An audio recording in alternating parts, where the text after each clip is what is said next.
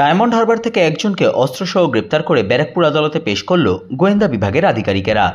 এই খবরটি নিবেদন করছে স্বামী বিবেকানন্দ ইউনিভার্সিটি, আপনার সন্তানের স্বপ্নের ভবিষ্যৎ গড়ে তোলার একমাত্র সঠিক ঠিকানা। যোগাযোগ 7044086270। রহড়া থানার অন্তর্গত রিজেন্ট পার্ক এলাকায় বিপুল পরিমাণ অস্ত্র ও গুলিসহ গত 4 আগস্ট মধুসূদন মুখোপাধ্যায় নামের এক ব্যক্তিকে গ্রেপ্তার করা হয় ব্যারাকপুর পুলিশ কমিশনারেটের গোয়েন্দা বিভাগের পক্ষ থেকে।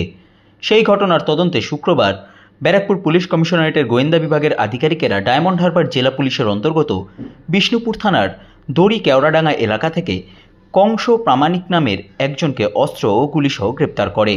ধৃতকে শুক্রবার ব্যারাকপুর আদালতে পেশ করা হয় ব্যারাকপুর পুলিশ কমিশনারেটের গোয়েন্দা বিভাগের পক্ষ থেকে।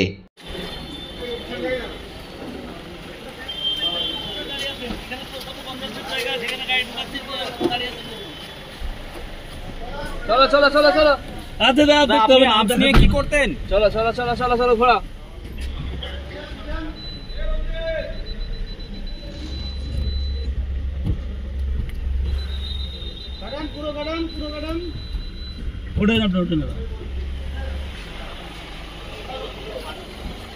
তুলে দাও না, এটা কনজেস্টেড জায়গা, আপনি উঠেন না।